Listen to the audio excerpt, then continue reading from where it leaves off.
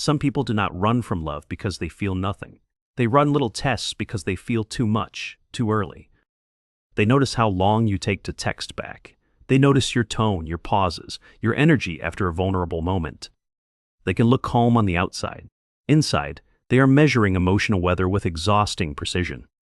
They want closeness, but they do not fully believe closeness will stay kind once it gets real. So they do something subtle. They test love before they trust it. Sometimes it looks like saying, "It's okay," while their whole body is waiting to see if you notice it is not okay. That is the test. And the hardest part is this: many of them do not even realize they are doing it. But underneath that caution is usually one painful belief. If I trust this too fast, I will be the one left holding all the feeling. That fear does not always come from dramatic heartbreak. Sometimes it comes from years of subtle inconsistency. So now when something good appears, their first instinct is not relief. It is surveillance. They watch for cracks before they let themselves lean in. They look for proof before they offer softness. And this creates a strange kind of loneliness. They can be deeply loved and still remain emotionally half-braced.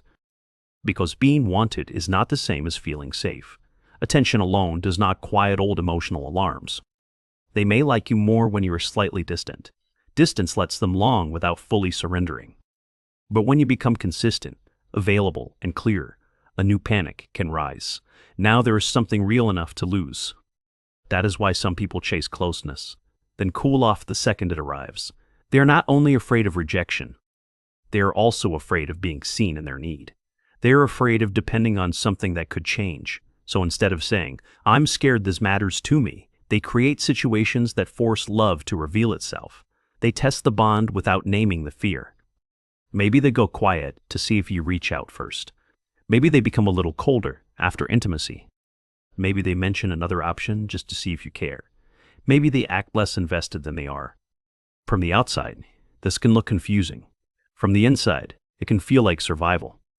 Because testing is often an attempt to answer a question they do not know how to ask directly. Will you still choose me when I stop making it easy? Will you notice the shift in my voice? Will you stay gentle when I become harder to read? Will you reassure me without making me beg for it? Will you care without making me feel weak for needing care?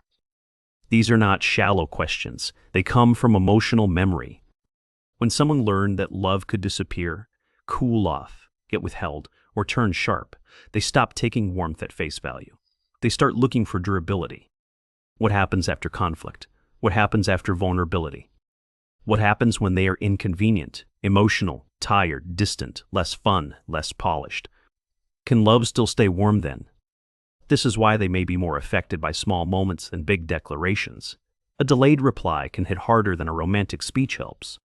Not because they are dramatic, because inconsistency speaks loudly to a nervous system trained to scan for withdrawal.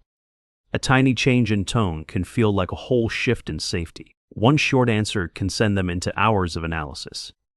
They tell themselves not to care this much. Then they care even more because now they are ashamed of caring. They also fear exposure. They hate the feeling of needing reassurance and not being able to gracefully hide it. So they do something complicated. They crave comfort while performing self-sufficiency. They want to ask, "Are we okay?" But they would rather study your behavior than risk sounding needy. They want to say, "That distance hurt me." But they worry honesty will reduce their value. So instead, they become harder to reach. They protect their dignity and lose their chance at clarity. That hope can become a quiet trap, because being loved without having to ask can feel like the purest form of safety. But real intimacy usually does not work that way. It is revealing. It is letting another person know where your fear actually lives. And for someone who learned to hide their need early, that can feel almost unbearable. Not dramatic, just deeply exposing. Think about the person who finally meets someone kind. The texts are steady, the affection feels real, the energy is clear. At first they melt into it. Then one night, after a very close conversation, they suddenly pull back. They take longer to respond the next day. They sound flatter, less open, almost oddly casual. What changed is not always their feelings. Sometimes what changed is the level of risk. The connection stopped feeling hypothetical. It started feeling important. And importance can trigger old fear fast, because now disappointment would actually hurt. So distance becomes a sedative. It gives them the illusion of control over something emotionally alive. Or picture the person who misses you deeply, but avoids reaching out. They stare at your name and still do nothing. Not because they do not care, because they care enough to fear what your response might confirm. If you answer warmly, they may feel relieved and exposed. If you answer coldly, the old wound gets proven again. Silence becomes safer than either outcome. At least silence lets them keep hope untouched. Then there is the person who picks small fights after tenderness.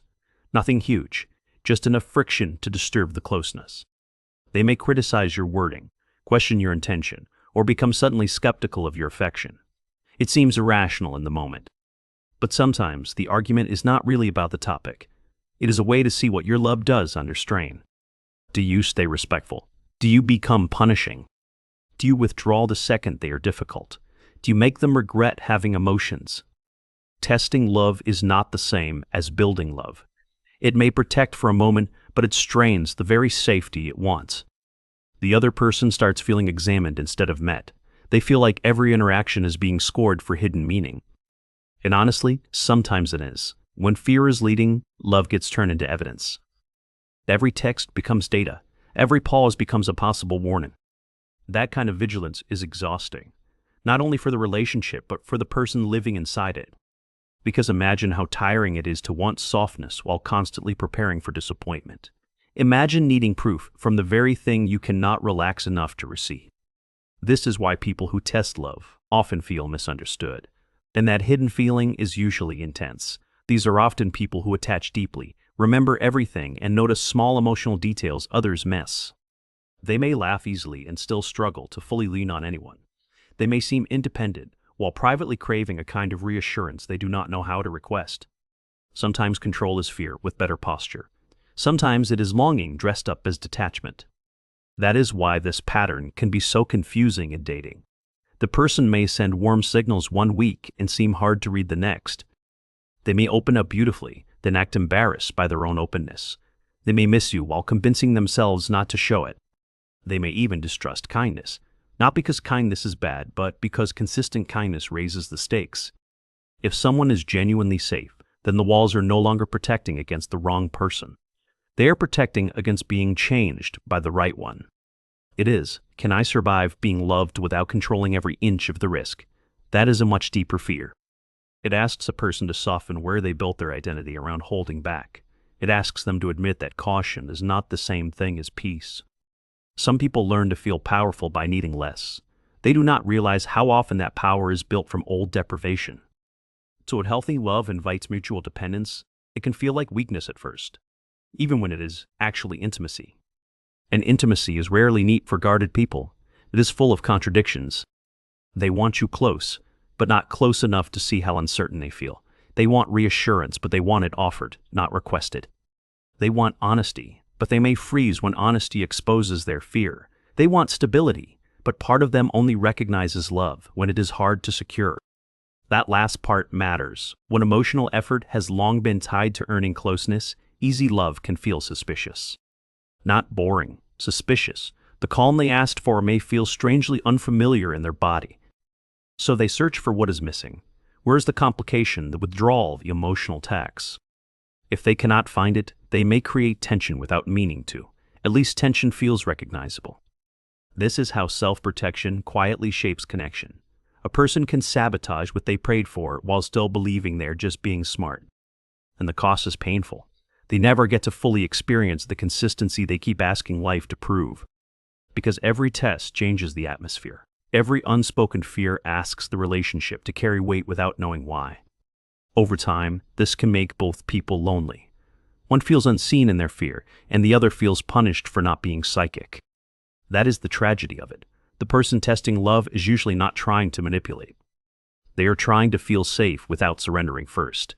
They are trying to avoid the humiliation of being the one who cared more. But love is not built by emotional ambush. It grows through increasing honesty. Not perfect honesty, just enough truth to stop forcing closeness to prove itself through confusion. That might sound like saying, when I feel close, I also get scared. It might sound like I go quiet when I need reassurance most. It might sound like, if I seem distant, I may actually be trying not to feel too much. Those sentences can change everything.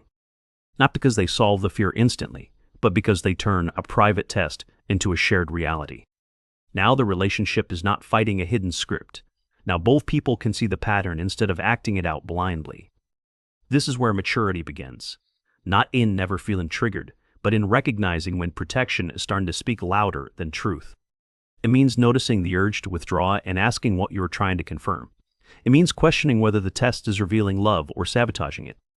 It means admitting that being hard to read does not make your feelings less real. It just makes them harder to hold with someone else. And maybe that is the deepest reframe. Testing love is often a sign that love matters profoundly.